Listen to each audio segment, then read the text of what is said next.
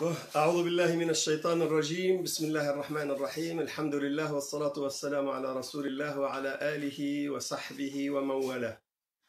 Je m'excuse pour ce flottement, ce retard, parce que comme on est en direct et comme les techniciens que j'ai ne sont pas vraiment des techniciens, donc on a du mal à tout synchroniser. On est sur Zoom, sur Facebook, sur plusieurs caméras en même temps, et il a fallu faire beaucoup de réglages, donc je m'excuse pour ce flottement. Je suis heureux de vous retrouver. Je vous souhaite à toutes et à tous un très bon Ramadan.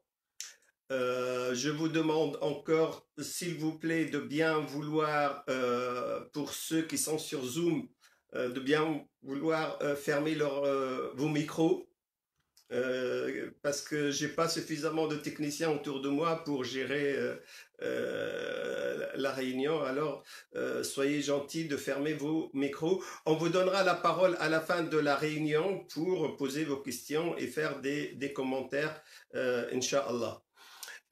Aujourd'hui, nous allons parler de Ramadan dans le ciel. Qu'est-ce qui se passe dans le ciel pendant le mois de Ramadan? C'est un traitement spécial que le ciel réserve au mois de Ramadan.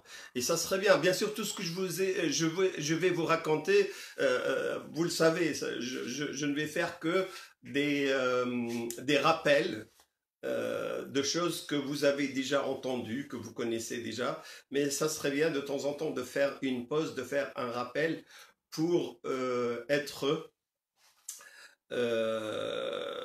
sûr qu'on va profiter au maximum de ce mois béni de Ramadan, Inch'Allah.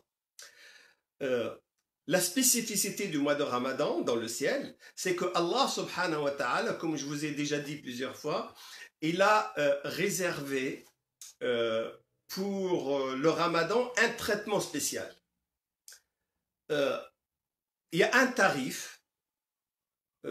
Même j'ai des amis chrétiens, ils me disent que ce qu'ils n'aiment pas en islam, c'est qu'il y a des récompenses, des tarifs. Si tu fais ça, tu gagnes ça. Si tu fais ça, tu as ça. Normalement, on doit faire les choses sans rien gagner. Chez eux, les chrétiens, ils font sans espérer une récompense. Ben nous, si on fait ça, c'est pour espérer une récompense. Et ces récompenses sont tarifées. Allah subhanahu wa ta'ala, il a accordé une prime, un tarif pour chaque culte, pour chaque obligation. Et en plus, il y a une multiplication, il y a un bonus pour tout ce qu'on fait en plus. Dans la prière, si on fait sa prière, normalement, nous avons un tarif parce qu'on a accompli l'obligation. Mais si jamais on fait la prière avec beaucoup de concentration, on a un bonus. Si jamais on fait la prière avec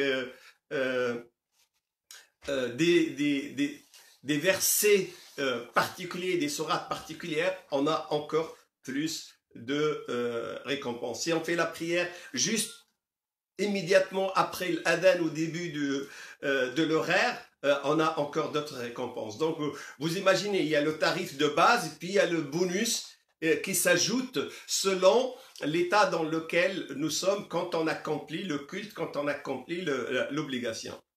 La zakat, elle a un tarif, le hajj a un tarif, l'amr bil ma'rouf, ordonner le bien, le convenable, a un tarif.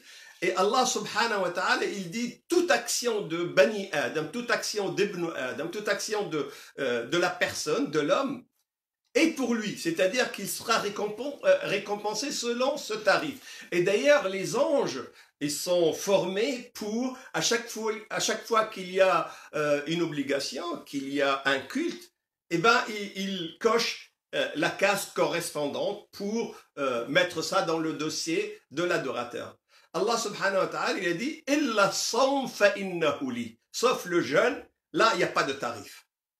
C'est moi qui accorde, c'est Allah subhanahu wa ta'ala qui accorde la récompense. Et la récompense, comme a dit le prophète Muhammad sallallahu alayhi wa sallam, elle peut être 700 fois plus que le tarif normal, c'est-à-dire au lieu qu'on ait le tarif normal de la prière, de la zakat, de l'hajj, eh ben, ça sera un tarif multiplié par 700 fois.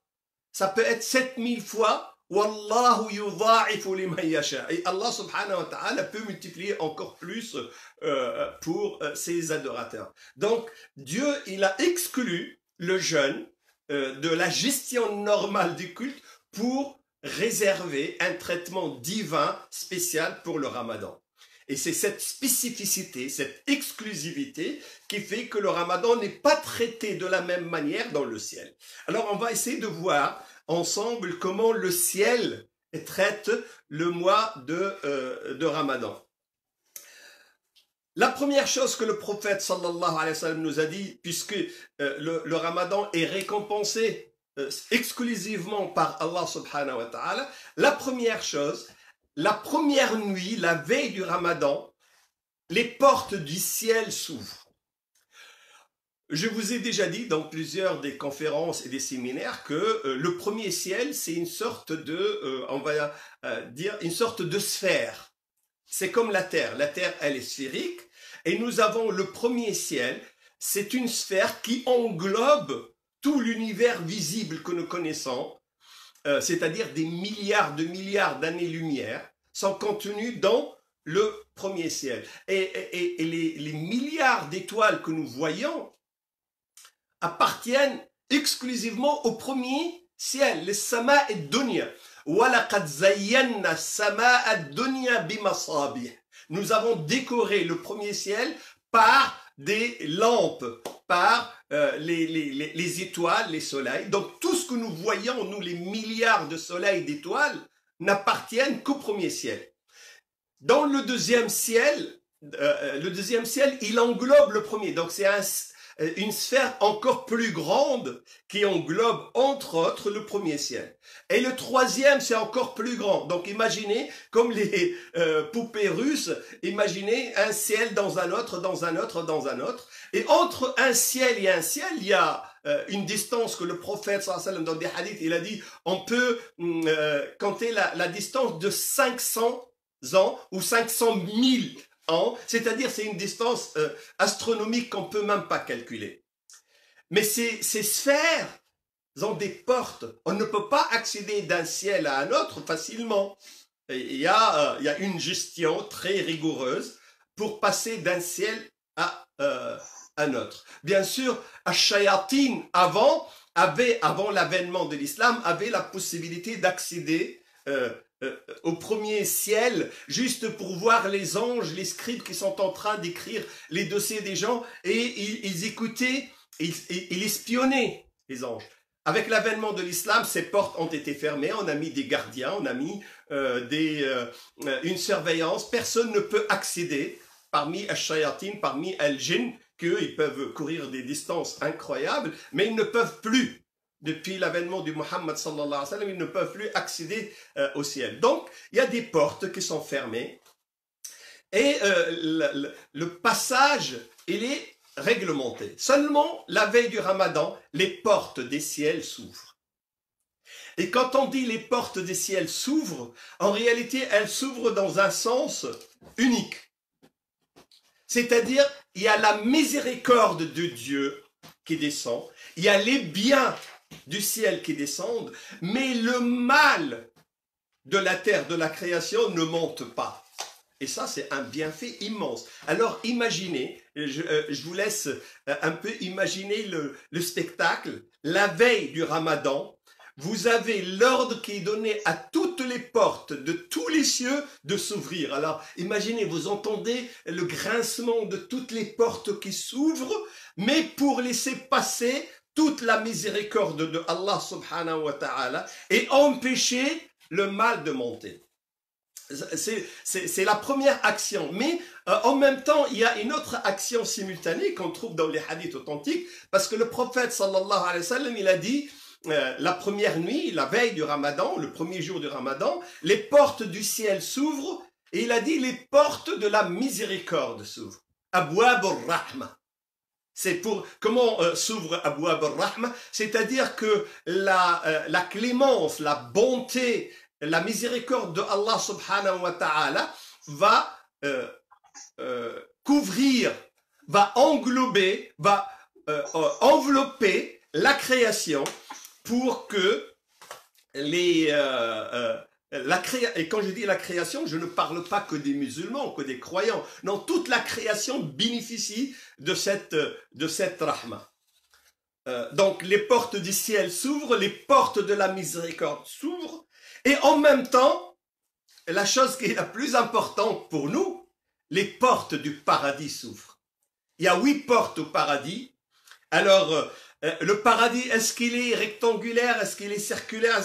La physique, la géographie, la géométrie que nous connaissons n'est pas la même dans le ciel. On n'a pas la pesanteur, la force de Newton, on n'a pas ni la physique quantique, ni la physique de Newton. C'est une autre physique, c'est une autre manière de concevoir l'espace et le temps, mais nous allons imaginer, avec notre imagination limitée d'un être limité, nous allons imaginer le paradis comme un grand jardin entouré de 8 grandes portes. Ben, ces portes s'ouvrent. Pourquoi les portes du paradis s'ouvrent-elles? Les portes du paradis ne laissent jamais personne sortir.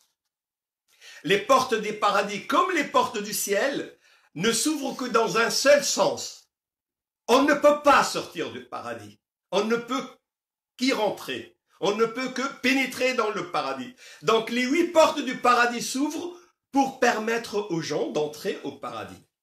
La chose la plus importante dans ce mouvement de porte, c'est que celui qui rentre pour une petite action, celui qui donne une date, mais avec un cœur saint, avec une foi sincère, réelle, il donne une date, un bonbon, un grain de raisin à quelqu'un pour rompre le jeûne, et ben, à cet instant-là, selon la sincérité du cœur, il mérite de rentrer dans le paradis.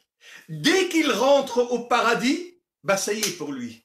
Il ne pourra jamais sortir du paradis.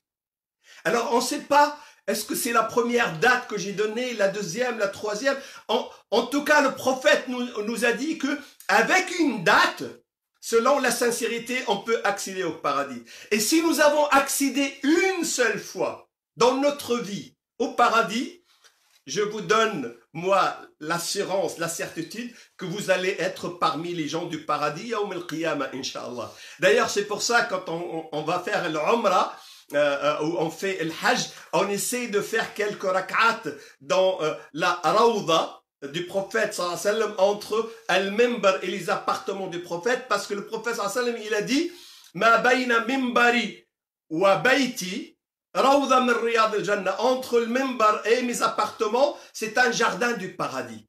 On veut faire parfois il y a une foule incroyable. Pourquoi on essaye de faire 2 rak'at? Parce que si on fait 2 rak'at sincèrement, si on fait une invocation, c'est comme si on avait pénétré au paradis. Et si on a pénétré au paradis, ben on n'en sortira jamais. Ça veut dire quoi? On ne fera plus de péché? Non, ça veut dire que la somme de nos activités à la fin de notre vie, va nous valoir, Inch'Allah, la clémence et le pardon de Dieu pour accéder au paradis. Mais il ne faut pas attendre d'aller au pèlerinage, d'aller à l'Umrah. À partir de ce soir, vous avez toute la création, c'est une rawda.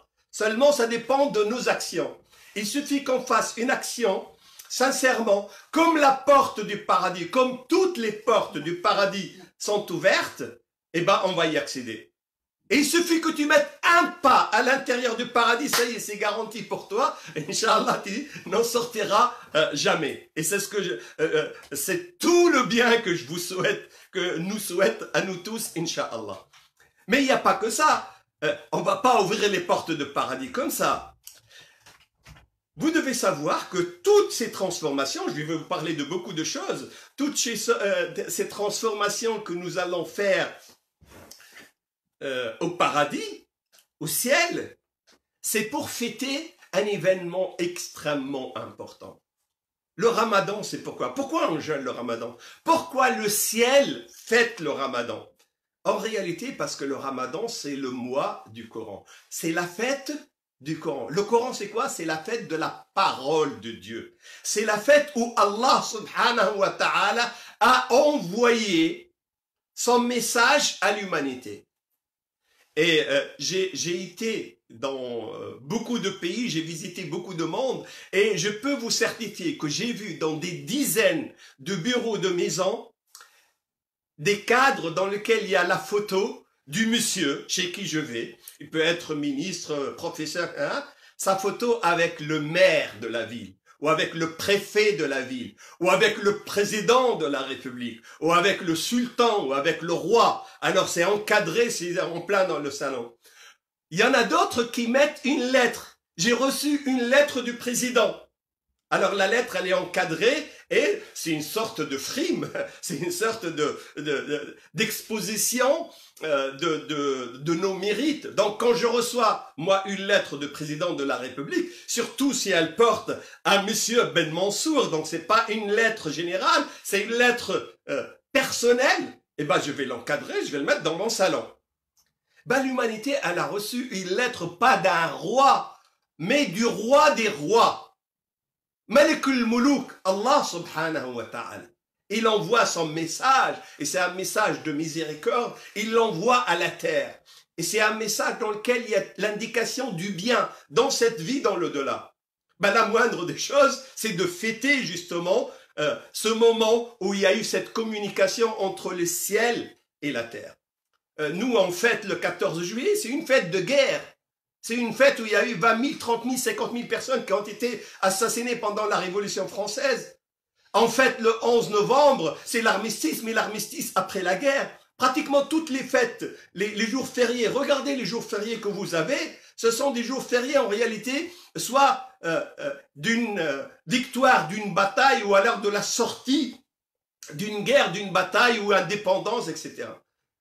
Ben, la chose qu'on doit fêter normalement, c'est lorsque la miséricorde est accordée à l'humanité. Et ben cette miséricorde, c'est Al-Qur'an al-Karim, c'est le Coran. C'est pour ça, pour fêter la descente du Coran, on fête le mois de Ramadan et on jeûne le mois de Ramadan.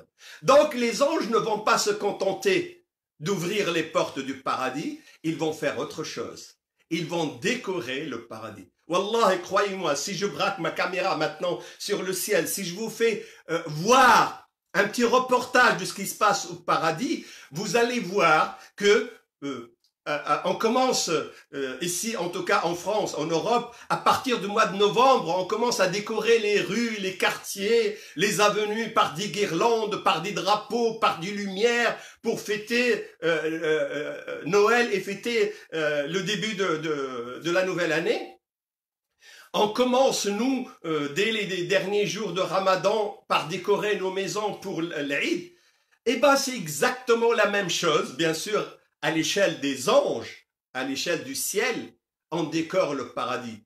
On va dépoussiérer. Enfin, quand j'ai dit dépoussiérer, c'est entre parenthèses, il n'y a pas de poussière au paradis. On n'a pas besoin de passer l'aspirateur au paradis, mais on décore. Ça veut dire quoi, on décore? C'est-à-dire, toute chose, c'est quelque chose que notre cerveau a du mal à concevoir, mais toute chose sera embellie. Alors imaginez combien de ramadans nous allons jeûner, des millions, des milliards de ramadans. Dans chaque ramadan, le paradis, il est encore embelli. On va mettre des guirlandes, on va mettre des lampes, on va mettre des décorations pour rendre le paradis encore plus séduisant, encore plus beau. Comment on fait ça? Eh bien, ce sont les anges qui ont été formés pour faire ça. Donc, au moment où nous, on s'apprête à préparer le harira, on s'apprête à manger zilabia, on s'apprête à satisfaire notre ventre, ben, les anges, des milliards d'anges, ils sont en train de décorer le paradis pour nous. Ils sont en train de décorer le paradis pour vous. Ils sont en train de tout embellir, Inch'Allah. Et c'est un mouvement réel. Je parle pas de quelque chose de fictif, je parle pas de quelque chose d'imaginé. On a des hadiths authentiques, on a même des versets. Wallahi, dès la première nuit, là, il y a une nuit, le ciel, tout le ciel est mobilisé pour ouvrir les portes du ciel, les portes de la miséricorde, les portes du paradis pour décorer Al-Jannah. Et puis, Allah subhanahu wa ta'ala, il leur a dit, vous voyez les portes là du paradis, il y a une porte spécifique. Vous devez la décorer autrement. Et vous devez faire un canal qui vient directement de Hawdun Nabi, du bassin du prophète sallallahu alayhi wa sallam, pour avoir un petit bassin à côté de cette porte. Cette porte, elle s'appelle Ar-Rayyan. Il n'y a qu'une catégorie de personnes qui rentrent par cette porte, ce sont les gens qui ont jeûné le Ramadan. Alors, à la fin du mois, ceux qui a réellement jeûné avec foi et sincérité, il entendra son nom cité au ciel. On va l'appeler monsieur tel et tel, toi t'as jeûné Ramadan imanan wa ihtisaban, avec foi et avec l'espoir de la récompense. On t'a accordé de rentrer, d'accéder au paradis par cette porte particulière.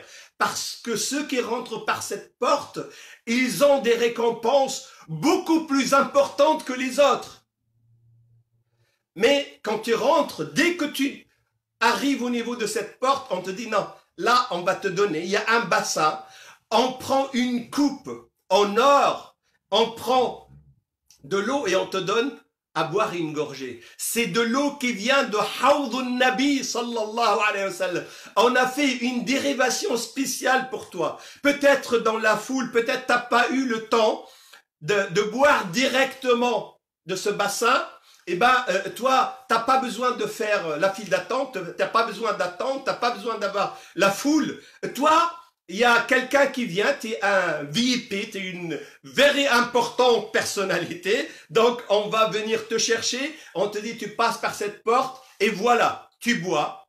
Et Nabi sallallahu alayhi wa sallam, il nous dit, Man shariba minha, fala yadma'u ba'daha abada. Une fois tu as bu de cette eau, tu ne sentiras plus jamais la soif.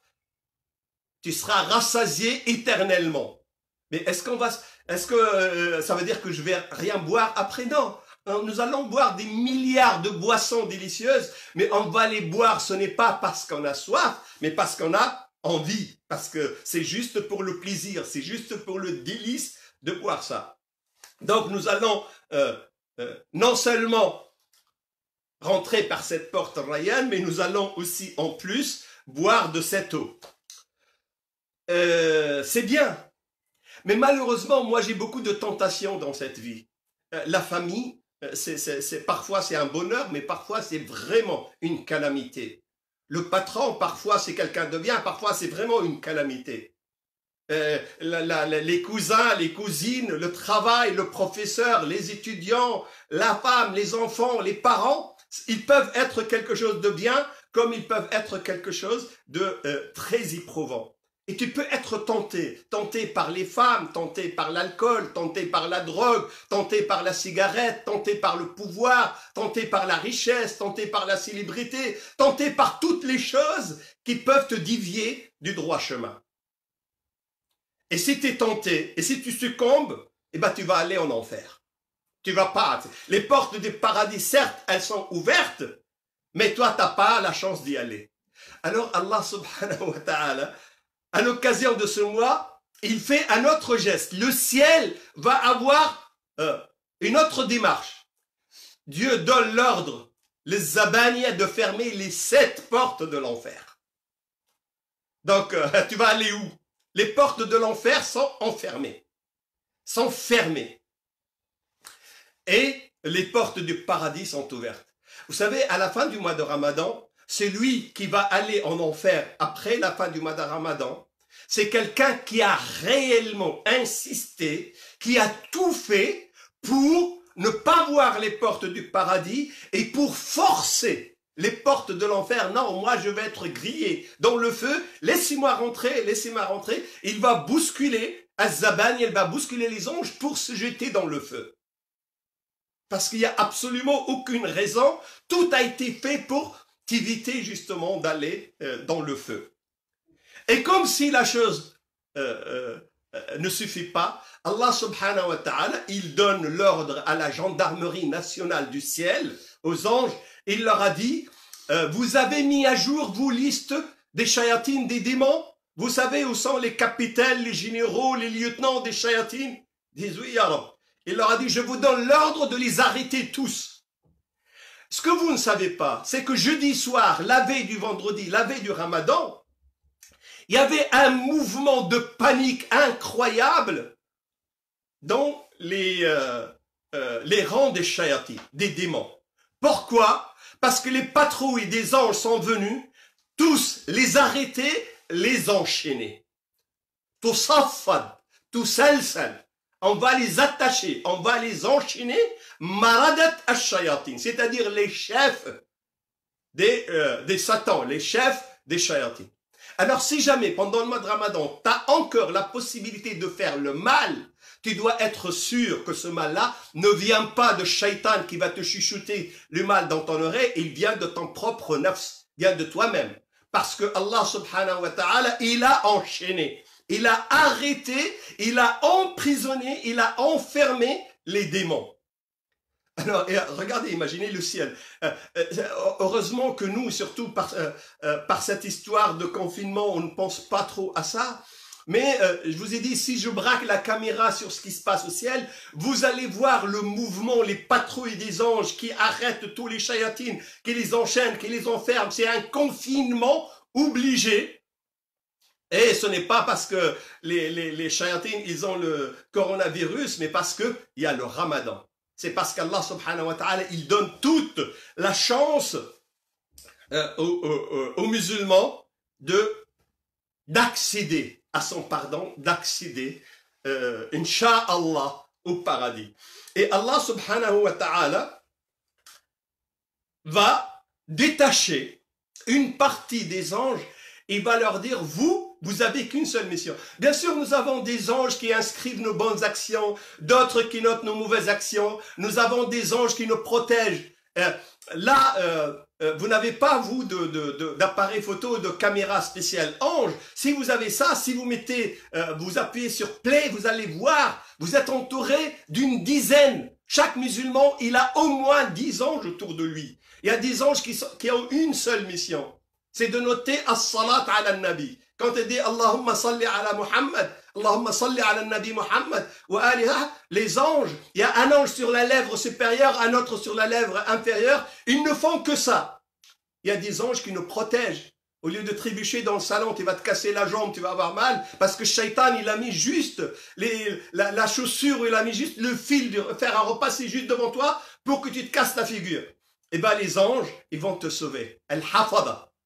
Mais en plus des anges qui font leur travail continuellement, il y a des patrouilles qui sont spécialement dédiées à cette mission. C'est quoi la mission? Ce sont Al-Malaika Ash-Shuhud qui vont venir, qui vont voir tous les jours qu'est-ce que fait le musulman. Qu'est-ce que fait la musulmane? Est-ce qu'il fume? Non. Est-ce qu'il boive? Non. Est-ce qu'il mange? Non. Est-ce qu'ils font des choses qui annulent le jeûne, comme la médisance, comme le mensonge, comme l'insulte? Non. Alors ils notent ça et ils montent au ciel. Tous les soirs, Allah subhanahu wa ta'ala, regardez cette chose. J'aimerais que vous fassiez attention à ça.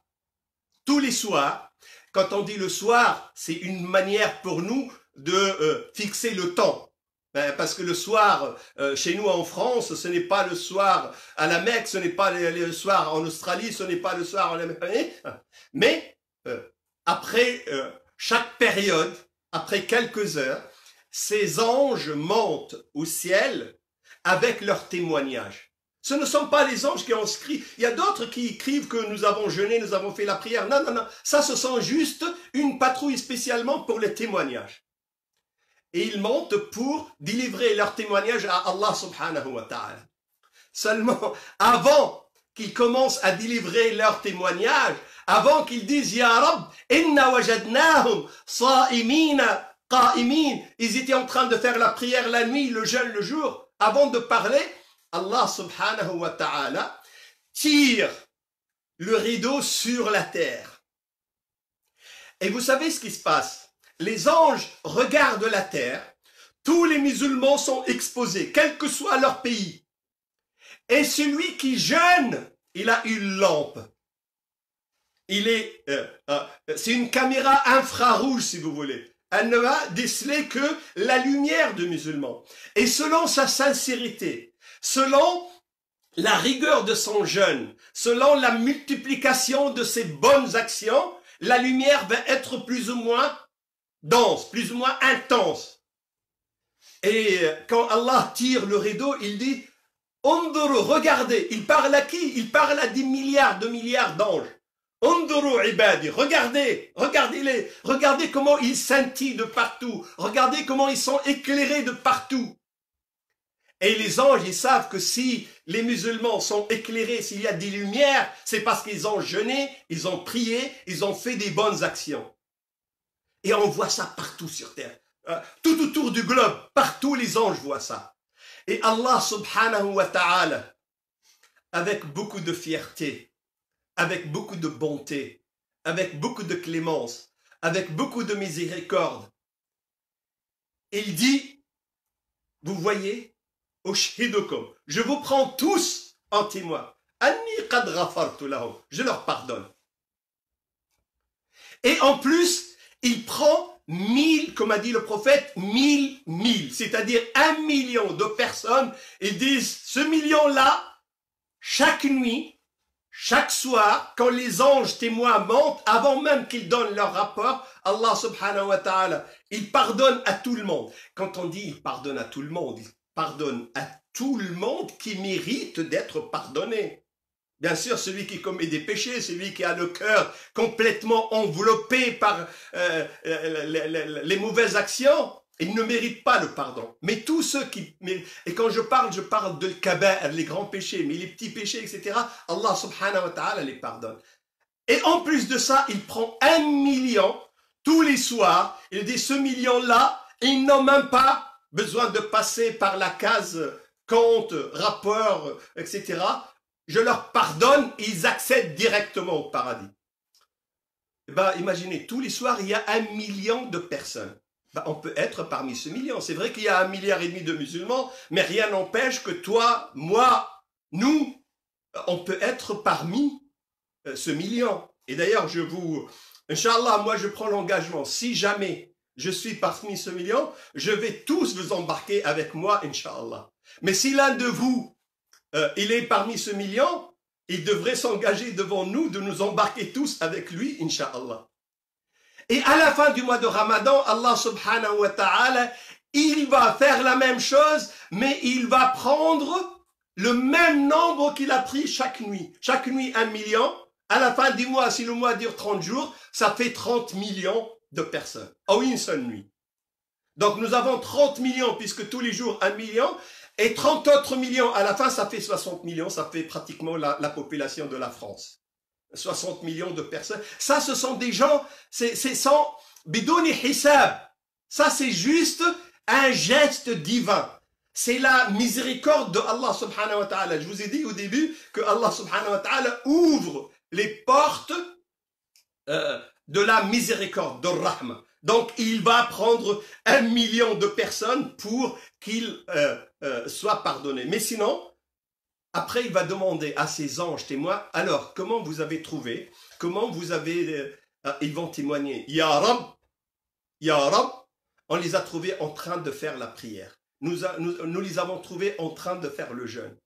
Et ils espèrent, Ya Allah, ils espèrent accéder à ton paradis. Ya Rab, ils espèrent éviter ton enfer, éviter ta colère.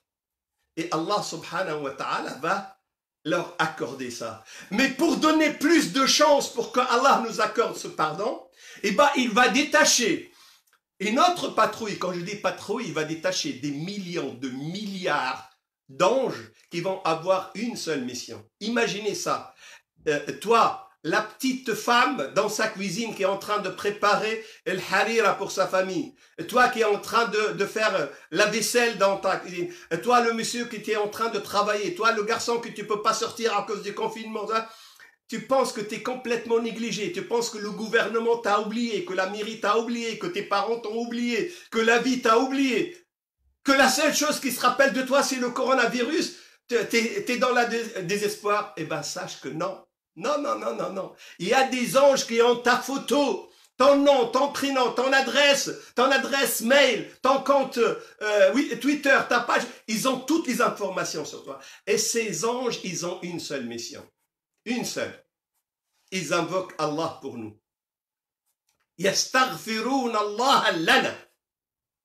Ils demandent. Et vous savez, Je vous ai parlé du premier ciel. Vous connaissez la Mecque. Et dans la Mecque, vous connaissez la Kaaba. Vous voyez la Kaaba? Ben, la Terre, elle tourne selon une vitesse. Et tout le système solaire tourne dans une orbite. Et toute la galaxie, la Voie lactée tourne. Donc tout ce monde-là tourne. Et le premier ciel aussi, il tourne. Et dans le premier ciel, il y a une maison, il y a une demeure exactement comme Al-Kaaba, qui s'appelle Bayt al-Izza. Si jamais un ange dans Bayt al-Izza laisse tomber son stylo, il va tomber exactement sur le toit de la Kaaba. C'est-à-dire que c'est exactement au-dessus. Bayt al-Izza, c'est la mosquée de la dernière banlieue, puisque c'est le premier ciel, Sama ad-Dunya. Tous les jours, il y a 70 000 anges qui viennent faire at-tawaf autour de la Kaaba de Sama ad-Dunya et qui ne reviendront plus jamais. Alors imaginez, depuis la création, comptez depuis le début de la création jusqu'à Yawm al-Qiyamah, 70 000 tous les jours. Et bien ces anges, quand ils font le tawaf, qu'est-ce qu'ils font comme prière? Ils vont pas dire « Ya Rabbi ighfir lana ». Les anges ne vont pas demander le pardon de Dieu, ils ne commettent pas de péché. Ils vont pas dire « Ya Rabbi irzuqna ». Ils ne mangent pas. « Ya Rabbi isqina ». Ils ne boivent pas. « Allahumma atina dhurriya saliha ». Ils ne se marient pas. Les anges n'ont besoin de rien. Donc qu'est-ce qu'ils vont faire comme invocation? « Allahumma ighfir lilladhina aman ». Ils vont demander le pardon pour les croyants. Et alladhina aman, ils vont pas faire une invocation générale comme ça. Allahumma aghfir li Jamila bin Mansour li tisken fi tariq Grimda kilomètre 12. Ils donnent exactement l'adresse exacte, le nom exact. Ils vont citer la personne, son adresse, etc. Alors imaginez des milliards d'anges dans le ciel. Nous, moi je suis en train de vous parler là à travers Facebook et des milliards d'anges, wallahi al-azim, sont en train de lever les bras vers Allah subhanahu wa ta'ala et ils demandent que Allah subhanahu wa ta'ala nous pardonne. Il demande que Allah subhanahu wa ta'ala nous couvre et nous couvre de sa miséricorde. Et ça, c'est quelque chose qui est dans le ciel. Est-ce que c'est terminé? Non, non, non. Dès la première nuit du Ramadan, on va installer dans le ciel des machines bizarroïdes. On va sortir des entrepôts du ciel, des machines bizarres. C'est quoi cette machine? C'est un multiplicateur de bonnes actions. Vous savez, quand vous avez la saison des soldes, vous passez à la caisse et vous avez la caissière, elle tape, tape, tape. Après, elle appuie sur un bouton, elle a un petit boîtier, et ben ça vous compte le solde, ça vous compte les remises. Et ben ces petits boîtiers de solde de remise sont installés dans le ciel. Toute action obligatoire que tu commets, que tu fais pendant le Ramadan, elle est multipliée par 70. Si tu fais une prière, comme la prière, elle est considérée 10 fois, 10 fois 70, comptez, bah c'est les 700 dont j'ai parlé tout à l'heure. Ça, c'est le SMIC, ça, c'est le minimum. Donc, toute bonne action, au lieu d'être inscrite directement sur le dossier, elle passe d'abord par cette machine multiplicateur de bonnes actions pour être amplifiée. Et toute action facultative, nafila, que tu fais, qui n'est pas une obligation, tu donnes 1 euro pour la mosquée, tu appelles ta tante pour avoir de ses nouvelles, tu fais un petit sourire à ta femme, quand elle le mérite, mais surtout quand on ne le mérite pas. Parce que si tu ne souris à ta femme que lorsqu'elle le mérite, tu risques de tirer une gueule pas possible tout le temps. Mais tu devrais sourire à ta femme quand elle le mérite, quand elle ne le mérite pas. À tes enfants, à tout le monde. Avoir un cœur de pardon. Et bien ces petites actions-là sont multipliées. Ils rentrent dans cette machine-là et ils sont multipliés. Mais ce n'est pas la machine la plus bizarroïde. Il y a une autre machine un peu bizarre. C'est une machine qui change le parfum, qui change l'haleine. Vous savez, nous, quand on mange pas toute la journée, on a une haleine de chacal. Mais cette mauvaise haleine, cette mauvaise odeur, elle rentre dans cette machine et elle sort meilleure que l'odeur de al-misk, que le parfum de al-misk. La khaloufou, fam as-sa'im, afdal. أحسن خير عند الله من ريح المسك. Parce que notre mauvaise haleine, Dans le ciel, elle ne passe pas cette mauvaise odeur. Elle rentre dans une machine qui transforme les mauvaises odeurs en très bonne odeur. Ra'ihat al-misk, c'est le parfum du paradis. Et vous savez, c'est tellement vrai que Allah subhanahu wa ta'ala, il a demandé à Moussa, et je vous rassure, je vais bientôt conclure, hein, parce que je vois que vous êtes en train de vous demander quand est-ce qu'il va s'arrêter. Je vais bientôt m'arrêter. Le ciel est tellement grand, il y a tellement de choses, il me faut 3-4 conférences pour vous parler de ce qui se passe dans le ciel. Mais je vous une petite parenthèse pour vous parler de Moussa alayhi salam. Moussa alayhi salam, Dieu lui a demandé de jeûner 30 jours avant de lui donner at-Tawrat, avant de lui accorder la Torah, sa parole. Moussa alayhi salam, il a jeûné 30 jours. Vous savez, après 30 jours de jeûne, c'est normal que la laine ne soit pas bonne. Et Moussa alayhi salam, il sait qu'il va passer pour prendre la Torah de Allah subhanahu wa ta'ala. Puis il s'est dit, Moussa, tu devrais avoir honte. Tu vas pas être prêt à prendre la Torah avec cette haleine-là. Alors, il a pris un peu d'herbe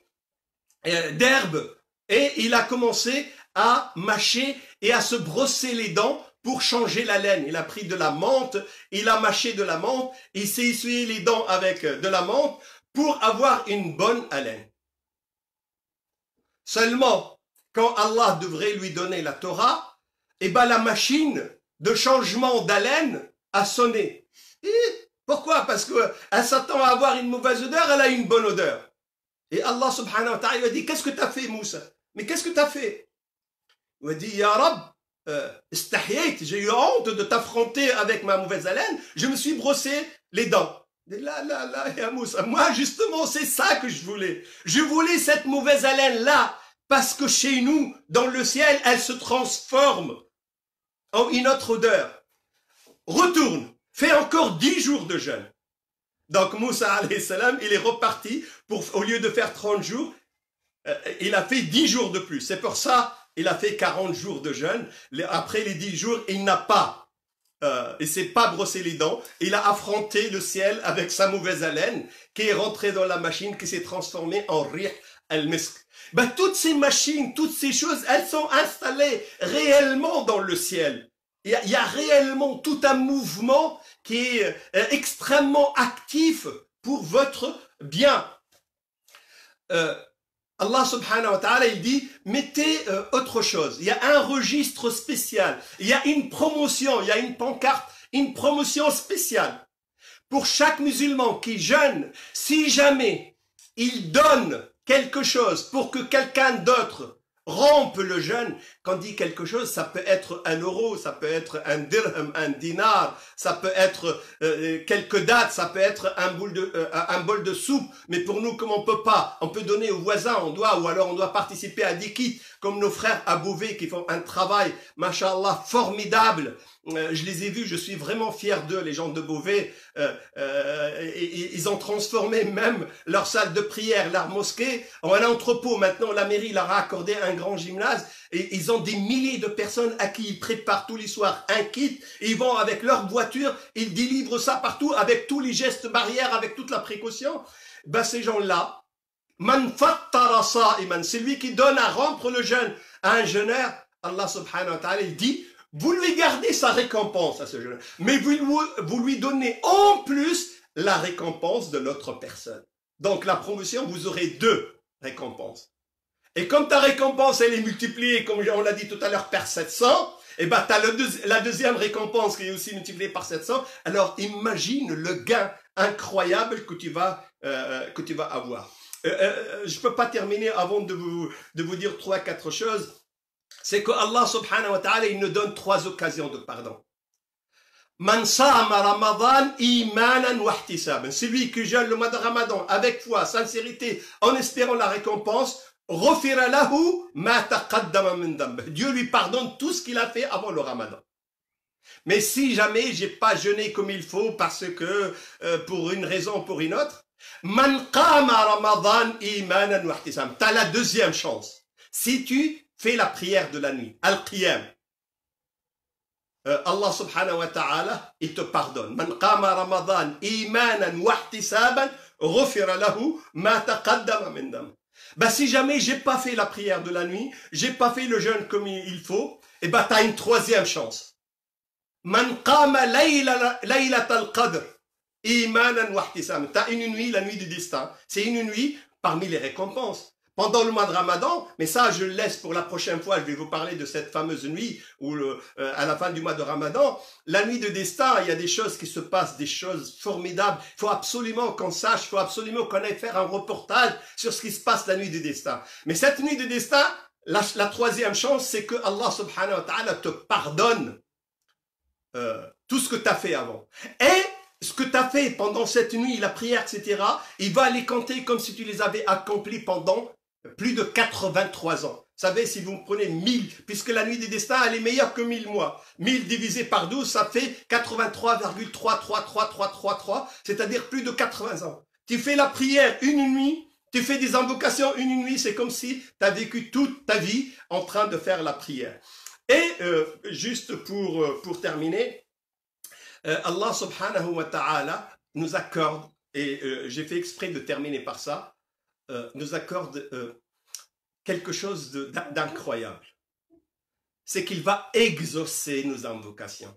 Allah subhanahu wa ta'ala yastajib ila du'aina fi Ramadan. Bien sûr, il y a des endroits particuliers, il y a des instants particuliers, il y a des dispositions particulières pour que le dua soit accepté. Mais pour le mois de Ramadan, il suffit que tu jeûnes, il suffit que pendant que tu es en train de rompre le jeûne, Allahumma laka sumtu wa ala rizqika aftart, dhahaba al-atash wa abtallat al-uruq. Et là, tu ouvres la liste. Je vous ai dit la semaine dernière, préparez une liste de dua. Moi, j'ai une liste de dua.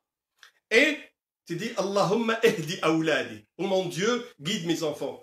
Allahumma urzuqni rizqan ha. Oh mon Dieu, augmente ma subsistance dans le halal.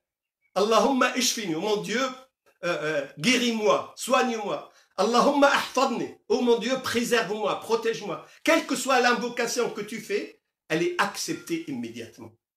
Et elle ne l'est acceptée avec cette vitesse et avec cette assurance que pendant le mois de Ramadan. Et c'est pour ça le mois de Ramadan, il ne dure pas longtemps. Hein. Vous allez voir, là je suis en train de vous parler, on est au début du mois de Ramadan, je vais vous parler, Inch'Allah, d'ici quelques jours, et ça va être la veille de l'Eid, ça va être le jour de l'Eid, ça va passer très très vite.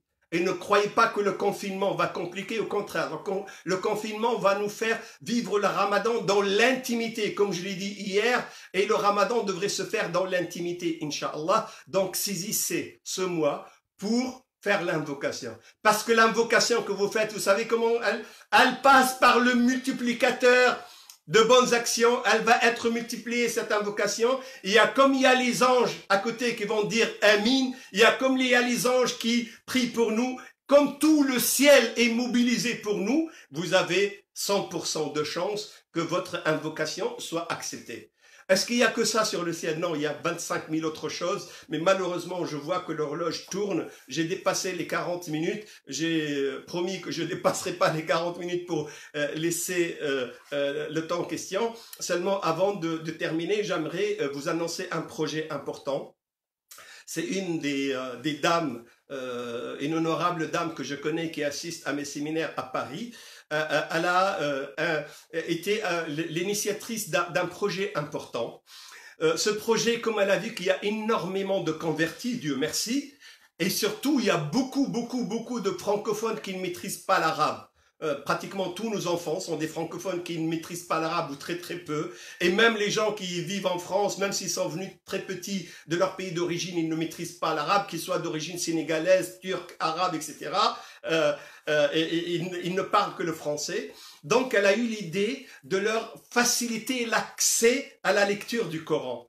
Pour lire, on peut lire le Coran dans n'importe quelle langue, on peut lire les sourates, mais ça serait bien d'avoir une idée sur la sourate. Cette sourate, elle a été révélée pourquoi? Elle a été révélée quand? Comment elle est divisée? La première partie de la sourate parle d'une chose, le milieu parle d'une autre, la fin de la sourate parle d'autre chose. Donc la géométrie, l'agencement de la sourate, les petites sourates, comment c'est fait? Quand tu lis ça, en français, avant de lire la sourate, avant de lire les versets, tu vas être imprégné par le contexte et tu vas comprendre 1000 fois mieux la parole de Allah subhanahu wa ta'ala. C'est un projet ambitieux, c'est un projet extrêmement utile. Elle me l'a présenté, j'ai trouvé que c'est quelque chose de très bien, je l'ai encouragé à le faire, seulement elle a besoin. Elle a besoin d'un groupe, elle a besoin d'une équipe. Et vous savez, khayrukum man ta'allama al-Qur'ana wa 'allamahu. Le meilleur d'entre vous, c'est celui qui apprend le Coran et qui enseigne le Coran. Donc saisissez cette occasion.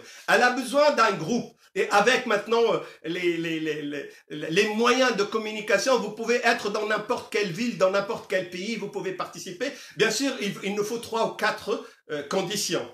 Vous maîtrisez le français, vous maîtrisez l'arabe, vous êtes disponible et vous êtes sincère. Vous voulez faire ça pour rendre service aux musulmans, pour servir la parole de Allah subhanahu wa ta'ala, la parole de Dieu. Si vous faites ça, si vous avez cette envie-là, et moi je vous conseille vivement de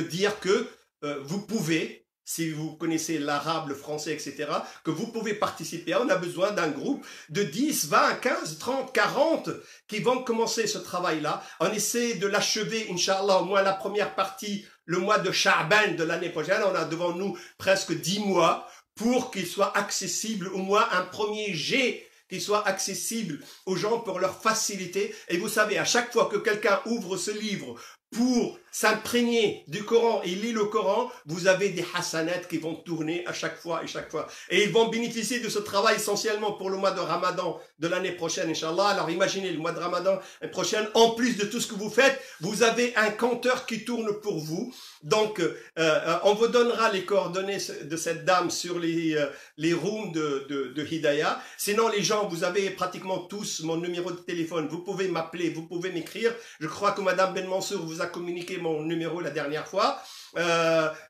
Sinon, je vous rappelle, moi je suis en France, donc vous mettez 0033, après 6 82 50 97 06. Et vous pouvez m'appeler jour et nuit. Si je ne réponds pas, c'est parce que soit je suis en train d'enregistrer, soit je suis en communication, ou alors je suis occupé en train de faire la prière ou en train de dormir. Mais même si vous ne me trouvez pas, je vous rappelle après. Essayez de communiquer avec SMS, pas avec WhatsApp, parce que j'ai des millions de WhatsApp, avec SMS, et vous pouvez m'appeler si jamais vous avez besoin d'autres renseignements. Mais en tout cas, on mettra tous les renseignements avec les documents que je vous ai promis la dernière fois, que j'ai pas finalisé malheureusement, sur les invocations, sur le programme de Ramadan. Je crois qu'on va les poster soit cette nuit, soit demain, Inch'Allah. Et essayez de vous inscrire dans ce projet-là, qu'elle a appelé avec un verset coranique que j'ai cité moi pour expliquer un très beau verset coranique, fi surat Ash-Sharh, Alam nashrah laka sadrak, dans lequel Allah subhanahu wa ta'ala dit Fa'idha faraghta fansab. Dès que tu termines un projet, avant de le terminer, entame un autre, commence un autre. Et tant que tu as des projets, tu vas vivre. Tu sais, le jour où tu vas arrêter de vivre, c'est lorsque tu n'as plus de projet. Tu n'as plus rien à donner aux gens. Tu n'es plus utile à personne, là tu vas mourir. Si tu veux vivre 100 ans, 150 ans, prends mon conseil. Sois toujours utile aux gens. Et toujours des projets pour servir les gens. Tant que tu es utile aux gens, Allah subhanahu wa ta'ala va allonger ta vie. Donc, dès que tu termines un projet, là, tu vas terminer le projet de Ramadan. Avant même de terminer le projet de Ramadan, entame un autre. Fa'ida fararta, si tu termines, fansab, tu dois te fatiguer encore plus pour un autre projet. Donc son projet, elle l'a appelé Fa'ida fararta fansab. Je vous invite à vous inscrire pour ceux qui remplissent ces conditions. Merci beaucoup pour votre attention. Il y a une question. Je vais vous donner la parole. Donc pour ceux de Facebook, nous allons lire la question écrite, et pour ceux de Zoom, on va leur donner la parole directe, accéder au micro directement pour poser la question. Il y a une première question que je vais prendre. Sallallahu wa sallam wa barak ala Sayyidina Muhammad. Merci beaucoup pour votre attention, et on passe à la deuxième partie qui sont les questions. Et Inch'Allah, je vous libère dans 20-25 minutes au plus tard, Inch'Allah, comme ça, vous pouvez nous préparer une bonne harira, Inch'Allah. Ouais. Alors, il y a Myriam qui pose comme question, pourquoi au paradis parle-t-on l'arabe? Ah, il y a une jeune fille qui pose une question, pourquoi au paradis parle-t-on l'arabe? Et si je connaissais pas cette cette jeune fille, je dirais que c'est Marine Le Pen qui a posé la question, c'est quelqu'un de l'extrême droite qui, parce que, pourquoi, c'est une sorte de racisme. Pourquoi?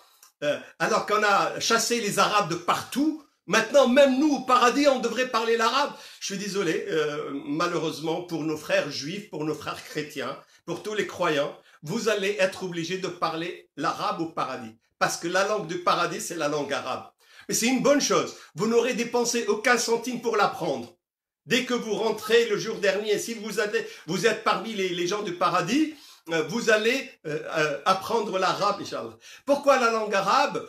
Il y a plusieurs raisons. D'abord, la langue arabe, c'est la langue parlée par Adam, alayhi salam. C'est la langue parlée par les gens du ciel avant même la création de Adam.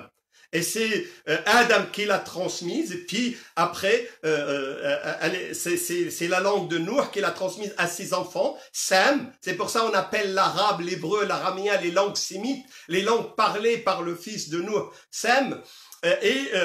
L'origine de cette langue, c'est comme le latin, origine du français, de l'espagnol, de l'italien, la langue sémite, ou l'arabe d'origine, la langue d'origine de pratiquement toutes les langues du Moyen-Orient. C'est la langue la plus complète, c'est la langue la plus riche. Et il y a une chose qui est extrêmement importante, c'est que Allah subhanahu wa ta'ala, comme je vous ai dit, il a révélé 104 livres. Bien sûr, nous, on ne connaît que les plus importants. On connaît la Torah, on connaît l'Évangile, on connaît Zabour, on connaît Suhuf Ibrahim, Suhuf Moussa, Suhuf Nuh. Mais il y a 104 livres. Même si on retient que les grands livres qui sont connus, dans aucun livre, Allah subhanahu wa ta'ala n'a spécifié la langue de la révélation. La Torah, elle a été révélée dans la langue parlée par Bani Israël à l'époque de Moussa, qui est un mélange entre l'ancien hébreu et l'égyptien, le copte. Donc, elle a été la langue de Isa alayhi salam, la langue du culte de Isa alayhi salam, c'est l'aramien, et la langue, c'est l'hébreu, et la langue parlée, c'est l'aramien. Donc, Dieu n'a pas à spécifier dans quelle langue il a révélé la Torah, dans quelle langue il a révélé l'évangile, dans quelle langue il a révélé les psaumes, ce qu'on appelle en arabe Zabour, le livre de Daoud. Par contre, pour le Coran, dans beaucoup de versets, il a précisé qu'il l'a révélé en langue arabe, Arabi Mubin. Mubin, c'est-à-dire clair, une langue claire en elle-même et éclairante pour les autres. C'est-à-dire c'est une langue qui est extrêmement claire, extrêmement riche. Et cette langue-là, depuis presque 14 siècles, toutes les civilisations ont mis en place des plans pour combattre la langue arabe. Ils ont dépensé des lignes budgétaires incroyables pour pousser les gens à parler le darija, le patois. Mais malgré ça, la langue arabe, c'est la langue qui est comprise par tous les musulmans dans le monde. Pourquoi? Parce qu'elle est sauvegardée par la sauvegarde du livre de l'islam qui est Al-Qur'an. Inna nahnu nazzalna dhikra wa inna lahu lahafizun. Comme Dieu, il a pris en charge de préserver Al-Qur'an al-Karim, comme l'arabe c'est la langue du Coran, donc je vous assure que la seule langue qui ne subira aucune disparition, c'est la langue arabe tant que le Coran existera et le Coran ne sera élevé que quelque temps juste avant Yawm al-Qiyam, avant le jour dernier, c'est-à-dire dans des millions et des millions d'années. Donc c'est pour ça, cette langue-là, elle est préservée par Allah subhanahu wa ta'ala, et ça sera la langue parlée par les gens du paradis. Quand on rentre au paradis, on va pas dire... C'est bien de le faire, dire salut, dire bonjour, dire gracia, dire ciao, dire arrivederci, tout ça c'est bien. Mais au paradis, il n'y a qu'une seule... Tahiyyatuhum fiha salam. Salam, salam, salam, salam. C'est pour ça le terme salam, il est connu par tout le monde. Et d'ailleurs, quand je veux dire quelque chose de gentil à quelqu'un, il me dit bon, pas de salam aleik, hein, pas de salam aleik. C'est-à-dire pas de gentillesse. Les gens inconsciemment, même les gens qui sont contre l'islam, inconsciemment, ils savent que les salam aleik, c'est une flatterie, c'est une bonne chose. Et ben les salam aleik au paradis seront en langue arabe. Et pour ceux qui ne maîtrisent pas l'arabe, pas de problème, pas de panique. Essayez d'apprendre l'arabe, mais si vous n'arrivez pas, si vous êtes sincère, vous allez le parler au paradis, Inch'Allah. Donc je prends une question de Zoom. La personne qui veut... Alaykoum salam. Attendez, quand on vous donne la parole, que les gens ne parlent pas comme ça tout de suite, Donc celui qui veut parler, lève la main. Soit avec le geste, vous avez les 2 personnes ou 3 personnes que je vois, parce que tout le monde est derrière. Je ne sais pas pourquoi j'utilise Zoom pour voir un écran noir. Tout le monde est caché derrière sa caméra, mais enfin c'est pas grave. J'ai le plaisir de voir Fatima Laouni, mon ministre de WhatsApp. J'ai le plaisir de voir Michael, mon chef belge, Masha'Allah. J'ai le plaisir de voir, je crois, Marie-Noël, de voir ma sœur Jamila. Enfin, tous les autres, ils sont escamotés. Donc, soit vous levez la main si votre caméra elle est ouverte. Sinon, vous avez, vous allez dans conversation, en bas de conversation, vous avez levé la main, vous mettez, je vois le signe, et ma modératrice ici, elle va vous donner la parole. Bon, là, je vais donner la parole à Basma, puisqu'elle a parlé. Je t'écoute, Basma. Salam alaikum. وعليكم السلام ورحمة الله وبركاته. قبل كل شيء أنا فرحانة برشا اللي أنا مسلمة وعربية، يعني هذه النعمة من عند ربي سبحانه وتعالى. لكن سمعت يعني نعمة ربي ونعمة الصوم ونعمة أن ربي سبحانه وتعالى سعيد بينا، أن احنا من صيام ومن قيام، وأن احنا وعشنا في الجنة لحظات، عشنا نعمة الجنة، عشنا رائحة الجنة. وانت ذكرت في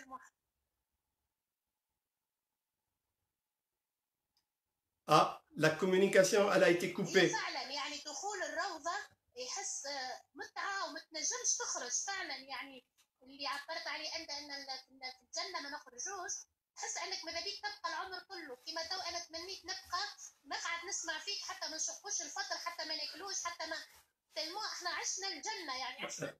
لكن مش نسأل السؤال اللي سأله الصحابي لكن بطريقة أخرى، اللي قال يا رسول الله تحدثنا عن الجنة فنكون من أهل الجنة ونخرج إلى الدنيا، إلى الأسواق، إلى أزواجنا، إلى أبنائنا، إلى حياتنا العادية.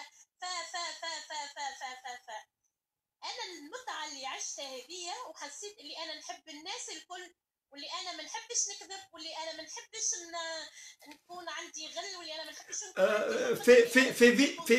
بسمة هذا الشعور بسمة اللذة تكون حينية آنية. Ouais. Basma, s'il te plaît, va vite pour laisser la place aux autres de poser des questions. Va vite à ta question, s'il te plaît. Merci.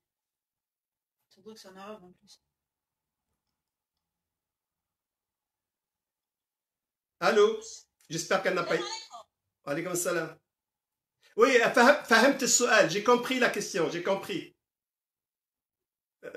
Merci. Je vais vous traduire. Basma, elle a posé la question. Elle a dit, on a vécu là avec le paradis, on se sent bien, on a envie que la conférence dure, même si on rompt pas le jeûne, etc. Bon, elle exagère un peu, mais c'est pas grave. Mais elle dit, je pose la question comme le compagnon l'a posé au prophète sallallahu alayhi wa sallam. C'est vrai, quand on t'entend, oh Rasulallah, tu nous parles du paradis, tu nous parles de l'enfer, c'est comme si on vivait. Mais après, on rentre chez nous, on retourne chez nous, et puis on voit la femme, les enfants, les courses, le ménage, le travail, les choses, et on oublie ça. Comment faire? Et le prophète sallallahu alayhi wa sallam, moi je vais répondre Basma, comme a répondu le prophète sallallahu alayhi wa sallam à ce compagnon, c'est que pas de panique, c'est tout à fait normal. Nous ne sommes pas des anges. Si jamais on ne commet pas de péché, Allah subhanahu wa ta'ala, il dit non, je vous ai pas créé pour ça. J'ai déjà créé des créatures qui ne font pas de péché. Vous, je vous ai créé, vous faites le péché, vous vous rappelez, vous vous repentissez, vous revenez à Allah. Oui, c'est pour ça le prophète il dit Wallahi la lam tudnibu. Il a juré, si jamais vous ne commettez pas de péché, la dhahaba Allahu bikum. Dieu vous fait disparaître. وجاء بقوم, et il amène d'autres gens, يذنبون فيستغفرون فيغفر الله لهم. Ils commettent des péchés, ils demandent pardon à Dieu et Dieu leur pardonne. À tel point qu'il y a un musulman qui commet un péché et puis dit oh mon Dieu, pardonne-moi. فالله سبحانه وتعالى يقول عبدي علم أنه له ربا يغفر الذنب. Il a su qu'il a un Seigneur qui pardonne le péché. Je lui pardonne. Et après, il fait le même péché. Rabbi ighfirli. Et Allah subhanahu wa ta'ala, il lui dit pas, écoute, Allah, tu exagères. Non, il lui dit, Abdi, aznaba dhanban, wa alima anna lahu rabban, yaghfiru dhanb, inni ghafartu lak. Il a su qu'il a un Seigneur. Et combien de fois 10 fois, 1000 fois. Nous, moi, mon fils, quand il demande une chose, je réponds avec sourire. Quand il la demande une deuxième fois, je réponds avec un visage fermé. La troisième fois, je réponds avec une claque. Je n'ai pas de patience. Allah subhanahu wa ta'ala, tu peux lui demander 1000 fois, 100 000 fois. Allah nous aime mieux que nos parents. Il nous aime mieux que nous-mêmes. Donc, pas de panique. Ne faites pas le péché exprès. Ne planifie pas le péché. Mais si jamais tu commets le péché, et nous sommes tous des gens faibles, tu dis, Rabbi zalamtu nafsi, wa amiltu su'an faghfirli. Oh mon Dieu, j'ai commis un péché, pardonne-moi. Et c'est pour ça, at-tawba, c'est le compteur de tawba, il marche. Vous savez, at-tawba, c'est dans le cœur, il y a un cœur qui pompe. At-tawba comme notre muscle cardiaque qui pompe le sang à chaque seconde. Et c'est pour ça que je vous ai dit la dernière fois que l'invocation que vous devez répéter le plus possible, Allahumma ighfirli. Et d'ailleurs, si tu veux être riche, dis Allahumma ighfirli. Si tu veux être beau, dis Allahumma ighfirli. Si tu veux être célèbre, dis Allahumma ighfirli. Si tu veux être puissant, dis Allahumma ighfirli. Parce que si Dieu te pardonne, eh ben, il t'accorde tout le reste. Il te donne absolument tout. Mais si Dieu ne te pardonne pas, s'il te donne la richesse, elle va être la cause de ta perte. S'il te donne la célébrité, elle va être la cause de ta perte. S'il te donne la beauté, elle va être la cause de ta perte. Mais si Dieu te pardonne, il va t'accorder tout le reste. Donc, ma sœur Basma, pas de panique. C'est normal que quand on écoute le rappel, il est bénéfique pour les croyants. Mais après le rappel, on rentre dans la cuisine, on trouve que tout n'est pas prêt, on trouve, et puis il y a le mari qui gueule à tort et à travers, puis il y a les enfants qui n'aident pas, qui font tout pour compromettre le travail, puis il y a l'horloge qui tourne, puis il y a la facture qu'il faut payer, puis il y a le téléphone, il faut répondre. Bien sûr, on peut dire un mot de travers, on peut faire un geste de travers, on peut, etc. Mais parce que nous sommes des êtres humains, pas de panique, demandez à Dieu de vous pardonner et Allah subhanahu wa ta'ala vous pardonne. Mais si jamais vous voulez avoir ce sentiment-là, que vous multipliez la participation à des conférences. Il y a des centaines, Dieu merci, de conférenciers, de savants partout dans le monde. Essayez d'avoir le maximum de personnes à écouter pour avoir un rappel continuel. Essayez de vivre avec le Coran al-Karim. Vous savez, le Coran, il a un goût, il a une saveur. Mais ce goût-là, il est multiplié par, je ne sais pas combien, 700 fois pendant le mois de Ramadan. Moi, quand je récite le Coran en dehors de Ramadan, il a un goût. Pendant le Ramadan, il a une autre saveur. Récitez le Coran, faites les invocations et ne paniquez pas. C'est pas grave, vous allez commettre des travers, des fautes, des péchés. Où Allah subhanahu wa ta'ala, Ghafurur Rahim. Et notre question de Facebook. Alors, salam alaikum. Est-ce que je peux faire salat nawafil avec le Coran? Merci beaucoup. La dame ou le monsieur demande est-ce qu'ils peuvent faire la salat nawafil, les salats facultatives avec le Coran. Bien sûr. Vous savez comment j'ai fait tarawih? J'ai fait deux nuits tarawih avec ma famille. Moi, je fais l'imam. Je vous ai dit, j'ai mis la table à repasser, parce que c'est la table la plus haute, on l'a mise au maximum. J'ai mis un petit meuble, j'ai calé le grand livre de Coran dessus, et puis, après l'Isha, on a fait ça en groupe. Après, pour chaque rak'at, je lis une page. Une page du Coran pour chaque rak'at. On a fait 8 rak'at la première nuit, on a fait 8 rak'at, puis on laisse le reste de la nuit pour que chacun fasse des prières facultatives tout seul. Après, moi, avant le fajr, je rajoute 2, 4, 6, 8 rak'at et je fais shafa' wal watr. Bien sûr, je lis, quand vous faites une nawafil, vous pouvez ouvrir le Coran. Si vous ne connaissez pas le Coran par cœur, vous pouvez lire dans le livre, vous mettez devant et vous faites votre prière en récitant le Coran. Il n'y a absolument aucun mal. Et Allah subhanahu wa ta'ala va vous compter la prière facultative, an-nafila, la récitation du Coran. Et si en plus vous récitez en essayant de comprendre le sens, il va vous donner la récompense de tadabbur tafakkur. Donc vous allez avoir le plein de hasanat, insha'Allah. Une autre question de Zoom. Est-ce qu'il y a quelqu'un qui veut poser une question? Aux autres pages, s'il te plaît. Non, mais ça sera affiché. Non, c'est... Voilà, il y a... Najla. Salam alaikum. Alaykoum salam. Alors, j'ai une petite question pour une amie. Elle voulait savoir, j'ai pas su moi lui répondre, elle voulait savoir est-ce que c'est obligatoire de s'habiller correctement pour lire le Coran. c'est-à-dire que porter le foulard, porter quelque chose de long, ou est-ce qu'elle peut lire le Coran même, je sais pas moi, sur sa terrasse ou, enfin voilà. Elle devrait être habillée convenablement si jamais il y a des gens qui la regardent. Si jamais il y a... Non, quand elle est toute seule, voilà. Elle n'a pas de vis-à-vis, elle n'a rien du tout. Elle devrait, quand on dit convenablement, il y a 4 manières de s'habiller. La première manière, c'est de ne pas s'habiller du tout. Là, on n'a pas le droit, parce qu'il y a les anges qui, en honte, ils doivent assister à la récitation du Coran. Quand la personne est nue, eh ben, on gêne les anges, donc on ne le fait pas. On n'a pas le droit de réciter le Coran tout nu. On peut le réciter tout nu si on est dans son lit avec un drap dessus. Une couverture, etc. Donc ça cache la nudité, même si c'est sous le drap, c'est pas grave qu'on soit habillé ou non. Deuxième chose, c'est de s'habiller légèrement, en petite tenue. Cette petite tenue, c'est une tenue qu'on n'ose même pas la montrer à ses proches, donc on va pas la montrer aux anges. Et il n'est pas convenable de réciter le Coran en petite tenue, en mini-jupe, ou en bikini, ou en monokini, ou... Troisième tenue, c'est la tenue que la femme met chez elle. Elle a elle n'a pas de foulard sur les cheveux. Elle a une robe qui n'est pas nécessairement jusqu'aux chevilles, elle est jusqu'aux genoux, même au niveau des genoux. Elle a les bras qui sont... Là, il n'y a pas de problème. Si elle a ses ablutions, elle peut réciter le Coran, elle peut écouter le Coran, il n'y a aucun problème pour ça. Et puis, il y a la tenue qui est exigée pour la prière.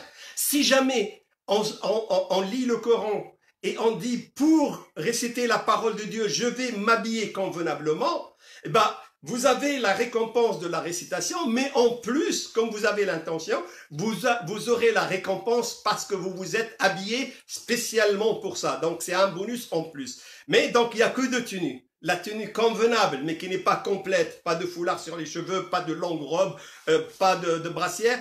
Ça, on peut lire le Coran. La femme, elle peut lire le Coran comme ça chez elle. Il n'y a absolument aucun problème. Et puis, il y a la tenue complète. Et ce que j'ai dit pour les femmes, c'est valable aussi pour les hommes. J'ai vu une fois sur la plage un monsieur en maillot de bain, un maillot extrêmement serré, donc qui ne cache rien du tout, même si c'est un maillot, et puis qui est adossé à son sac à dos, et il ouvre le Coran, il récite. Et puis, vous voyez alors les gens qui passent devant, comment ils sont habillés sur une plage. Et puis, lui, il pense que c'est bien, puisque je regarde des choses interdites, et puis, mais le fait de lire des versets, ça, non, il faut être poli, il faut être convenable avec la parole de Dieu, donc il faut s'habiller pour les hommes, pour les femmes, d'une manière convenable. Ça veut dire quoi, une manière convenable? C'est-à-dire, notre habit, moi, chez moi, je ne suis pas costume cravate tout le temps. Je peux lire le Coran en pyjama, je peux lire le Coran en soutane, je peux lire le Coran avec et ma femme avec un bonnet ou même pas du bonnet du tout. Elle peut lire le Coran si elle n'a pas le foulard, elle peut lire le Coran si ses bras sont découverts. Il n'y a aucun problème du moment où nous avons nos invocations avec tout le respect qu'on doit à la parole de Dieu. Une question de Facebook, je vous en prie. Une question de Facebook. Alors, peut-on lire le Coran sans ablution? Ah, peut-on lire le Coran sans ablution? Ça, c'est la discussion entre les savants. Il y a 2 grandes écoles. L'école majoritaire dit que oui. Mais j'explique. Pas dans la prière, bien sûr, parce que la prière n'est acceptée que si on a les ablutions. Mais la récitation facultative du Coran, beaucoup de savants, la majorité, ils disent, vous devez avoir les grandes ablutions. Ce qui est interdit, c'est de lire le Coran si on n'a pas ces grandes ablutions. Mais si on n'a pas les petites ablutions, c'est pas grave.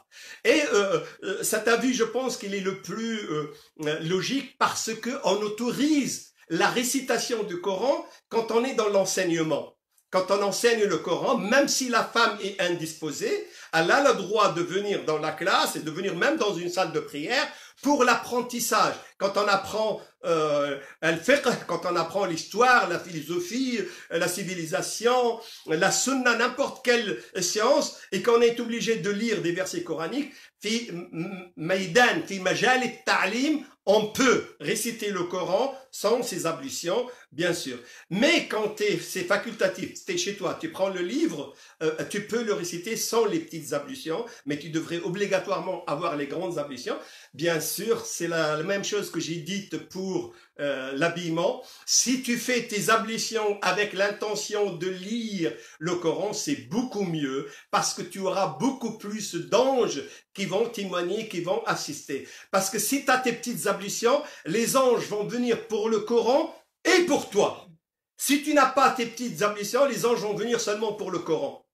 Parce que les anges sont purs, ils aiment la personne qui est pure. Mais il n'y a pas de problème, vous pouvez lire, que ce soit oralement, de tête, si vous avez appris, que ce soit du livre. Si vous n'avez pas al-wudu, mais si vous avez al-ghusl, si vous avez les grandes ablutions, vous n'avez pas les petites ablutions, il n'y a pas de problème, vous pouvez réciter le Coran, Inch'Allah. Question de Zoom. Bon, apparemment, tout le monde commence à avoir faim. Non, j'ai des questions. Donc, il n'y a pas de questions de Zoom. On va prendre des questions sur... je vous reviens tout à l'heure, Najla. On prend une question de... Alors, acheter un bien en location, accession, est-elle halal? Le montant sera payé sans faire de crédit. Est-ce qu'on peut acheter quelque chose échelonné, sans crédit, sans intérêt? Bien sûr. Ce qui est interdit, c'est l'intérêt, c'est l'usure, c'est ar-riba. Maintenant, si vous voulez, je peux discuter avec nos frères responsables de la Ligue islamique du Nord de Villeneuve-d'Ascq. Si jamais j'accorde une séance, un séjour, juste pour ces questions de fiqh, on peut consacrer une séance rien que pour ça, qui n'est pas nécessairement liée au sujet d'aujourd'hui. Encore qu'il y a des chirs, nous avons Dar al-Fatwa, il y a des chirs, il y a Dr Ahmed Jaballah, il y a Dr Ounais Qadqah Abou Salman, il y a Dr Al-Arbi al-Bishri, il y a beaucoup de gens qui sont... Vous avez dans le nord, vous avez l'imam Ahmed Miktar, vous avez beaucoup d'imams qui sont spécialisés, qui peuvent vous aider peut-être plus que moi. Je vais discuter pour consacrer une séance pour les questions de al-fiqh, Inch'Allah. Et vous pouvez poser les questions pour l'achat, etc. Mais on peut acheter n'importe quel bien avec des mensualités, quel que soit le montant des mensualités, du moment où il n'y a pas d'intérêt, du moment où il n'y a pas de riba. Maintenant, s'il y a un riba, il faut discuter parce qu'on ne peut pas donner une fatwa. La fatwa, c'est comme l'antibiotique. Elle ne peut servir qu'au malade lui-même. On ne peut pas la prescrire à quelqu'un d'autre parce qu'il y a des gens qui sont allergiques aux antibiotiques, aux pénicillines, aux bêta-lactamines, aux macrolides. Donc, il faut que le médecin donne le médicament à la personne elle-même. Et la fatwa, on doit la donner à la personne. On doit lui poser des questions. Est-ce qu'elle est dans la nécessité? Est-ce que l'intérêt, c'est quelque chose de flagrant? Est-ce que c'est quelque chose juste pour les frais de dossier? Il y a beaucoup de détails qu'on ne peut pas donner une fatwa comme ça en général. En général, le riba, c'est haram. Tout achat sans riba, qu'il soit le paiement immédiat ou échelonné, il n'y a pas de problème, c'est halal. Ça, c'est la fatwa générale. Maintenant, chaque cas devrait nous exposer son cas et on lui donnera la réponse adéquate, Inch'Allah. Oui, Najla, je vous écoute. Ah, elle est partie apparemment. Son micro, il est fermé. Bon, j'ai d'autres questions aussi. Bon, oui, vas-y, donne une question. Quel est le meilleur moyen d'apprendre l'arabe littéraire? Quel est le meilleur moyen d'apprendre l'arabe littéraire? Il y a pas il y a 25 000 méthodes et moyens. Moi, je vais dire peut-être par égoïsme, mais en réalité parce que j'ai essayé ça, parce que nous avons essayé les méthodes qui sont enseignées dans l'Institut européen des sciences humaines, que ce soit à Château-Chinon, que ce soit à Paris, ce sont des méthodes qui ont montré leur efficacité. Et j'ai déjà vu de mes propres yeux comment des jeunes polonais qui sont venus de la Pologne, qui ne connaissent pas un seul mot d'arabe, au bout de 6 mois, ils ont commencé à converser avec nous et d'abord ils comprennent très bien et nous on comprend assez bien ce qu'ils disent au bout de 6 mois. Donc il y a des méthodes, mais adressez-vous à des professionnels.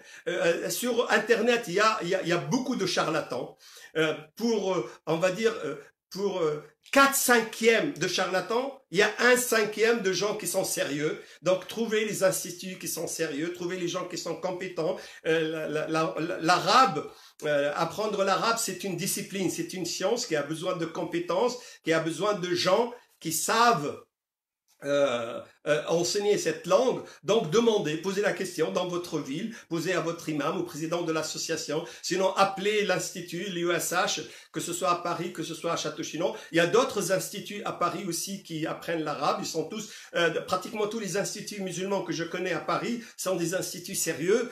Vous pouvez les appeler et essayer de voir. Vous pouvez apprendre par correspondance, comme vous pouvez apprendre en cours de soir, le week-end. Il y a beaucoup de formules qui sont très accessibles à la majorité des gens. Alors, j'ai une question.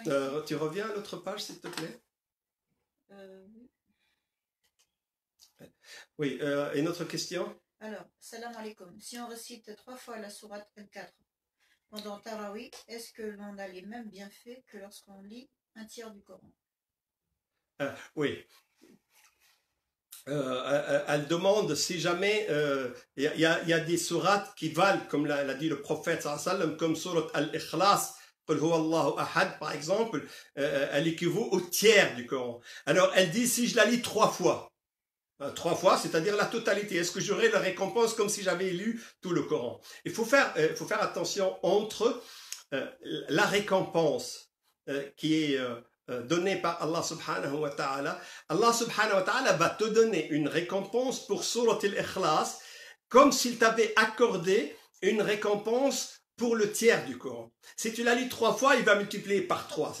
Mais maintenant, si tu lis tout le Coran, tu auras la récompense de Qul huwa Allahu ahad, puisque dans le Coran, qui sera l'équivalent d'un tiers en plus, mais tu auras en plus d'autres récompenses, parce qu'il y a un verset comme le verset du trône, quand il est récité, il y a 70 000 anges qui assistent à sa récitation. Donc tu peux bénéficier. Mais si tu peux lire tout le Coran, mais tu dis, voilà, moi puisque je vais ruser avec Allah subhanahu wa ta'ala, au lieu de lire tout le Coran, je vais lire Qul huwa Allahu ahad 3 fois. Si tu fais ça juste dans une opération, on va dire commerciale, d'arnaque, de ruse commerciale, là, Dieu va t'accorder le bénéfice, mais il va te priver du bénéfice du reste du Coran.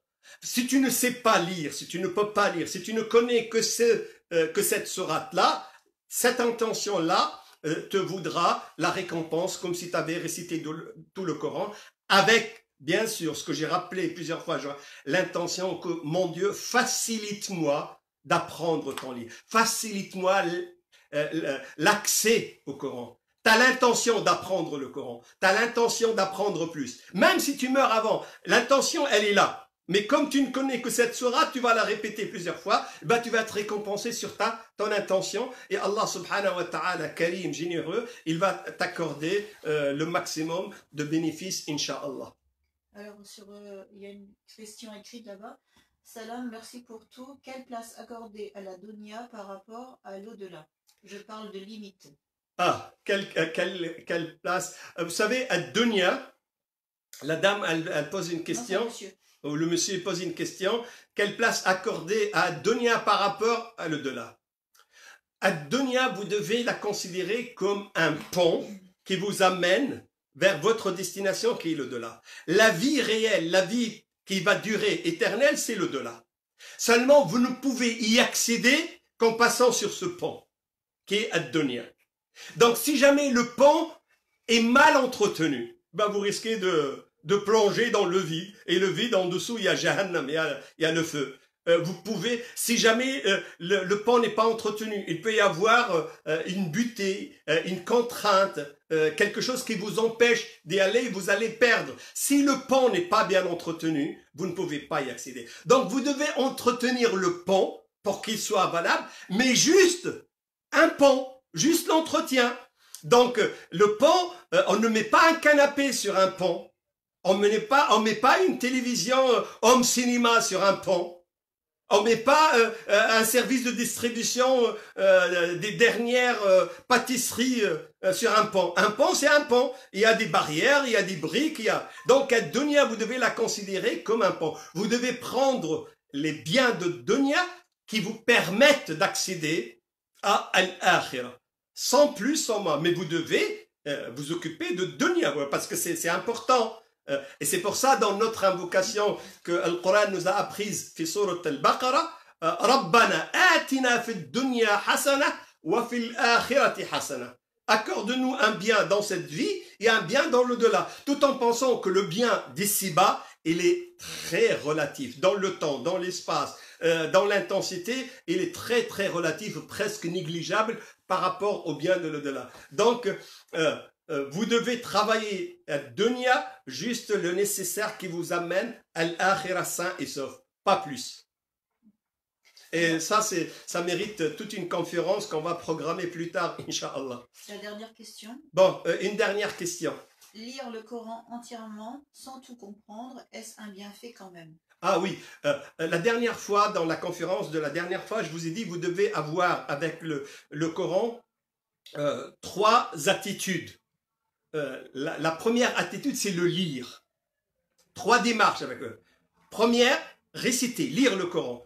Deuxième attitude qui est très importante, apprendre le Coran. Bien sûr, ce que vous lisez n'est pas nécessairement ce que vous apprenez. Vous pouvez lire tout le Coran et apprendre une sourate ou quelques versets. Mais vous devez, à partir de ce soir, si vous ne l'avez pas fait, avoir 3 démarches avec le Coran. D'abord, le lire. Deuxièmement, l'apprendre. Troisièmement, le comprendre. At-tadabbur. Et ça peut ne pas être la même chose. Bien sûr, si vous lisez des versets, vous les apprenez, vous les comprenez, c'est mieux. C'est pour ça, à l'époque des compagnons du prophète, sallallahu alayhi wa sallam, ils passent 10 ans à apprendre la moitié du Coran, 20 ans à apprendre tout le Coran.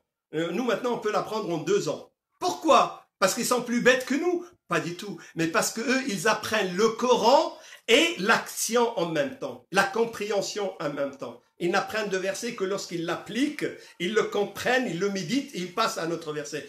Et c'est pour ça, pour nous, comme on n'est pas à leur époque, on va voir les 3 attitudes. Lire le Coran.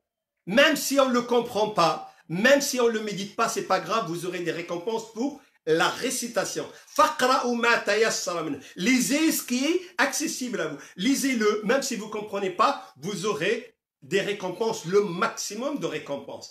Mais si en plus, vous prenez la deuxième démarche, je vais mettre un plan pour apprendre quelques versets ou quelques sourates, eh ben vous aurez le plein de récompenses pour l'apprentissage du Coran. Et si vous faites la troisième démarche aussi, je vais aussi méditer, atafakkar, atadabbar, je vais comprendre aussi ce que j'ai lu, eh ben vous aurez d'autres récompenses et vous aurez le plein de récompenses aussi. Donc on doit, avec la parole de Dieu, avoir ces 3 démarches en parallèle. Vous pouvez lire tout le Coran, apprendre une sourate et comprendre 2-3 versets. C'est pas grave. Ce n'est pas grave du tout. C'est l'intention qui compte. Mais vous pouvez bien sûr lire le Coran sans le comprendre. Bon, merci beaucoup. Je peux rester jusqu'à demain avec vous, mais la lumière commence à baisser. Petite dernière pour la route. Bon, madame, elle dit la petite dernière pour la route. Bon, allez, la petite dernière. C'est une dame qui pose une question, qui dit Salam alaikum, ça fait longtemps que j'avais pas fait la prière et le ramadan. Je fais les 5 prières, est-ce que cela va m'aider à me remettre bien dans l'islam? Oui, une dame qui dit que ça fait longtemps qu'elle n'a pas fait le ramadan, elle n'a pas fait les prières, et elle veut savoir, elle a commencé à faire les prières. Bon, cette dame-là devrait demander pardon à Dieu. Elle devrait faire at-tawbah, demander pardon à Allah subhanahu wa ta'ala, c'est très bien, et avoir l'intention qu'avec chaque prière, si elle peut, elle fait une autre, si elle était musulmane avant, avec chaque prière, elle fait une autre prière pour rattraper celle qu'elle n'a pas faite. Si elle fait ça avec cette intention, même si elle ne rattrapera jamais, c'est pas grave parce que c'est l'intention qui compte. Elle peut faire ça, formuler l'intention. Oh mon Dieu, j'ai raté beaucoup d'années de prière. Donc, Inch'Allah, à chaque fois que je me sens bien, je vais avec chaque prière faire une autre prière pour rattraper. Oh mon Dieu, pardonne-moi. Si jamais, Inch'Allah, que Dieu lui accorde une très longue vie, mais si jamais elle n'arrive pas avant sa mort de rattraper tout, elle sera jugée sur son intention et Allah subhanahu wa ta'ala lui accordera tout le pardon, Inch'Allah. Merci beaucoup pour votre patience, merci beaucoup pour votre disponibilité. Nous avons rendez-vous tous les jours à 10 minutes, à 15 minutes, à 6h30, un petit flash sur le Ramadan. Sinon, mardi prochain, nous avons le séminaire du Coran, Inch'Allah.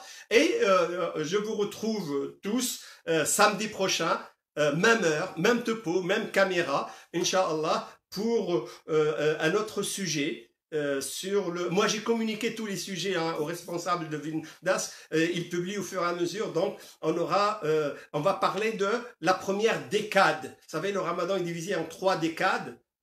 Le début, le milieu et la fin. Donc je vais parler de la première décade et comment entamer la deuxième. Ça sera samedi prochain, Inch'Allah. Je vous laisse sous la protection de Allah subhanahu wa ta'ala, sous la préservation de Dieu. Je vous souhaite une très très très bonne santé, une très très longue vie et je vous souhaite une très très délicieuse soupe et je vous souhaite beaucoup de prières, beaucoup de foi. Wassalamu alaykum wa rahmatullahi ta'ala wa barakatuh wa sallallahu wa sallam wa barak ala sayyidina Muhammad. La caméra et le micro.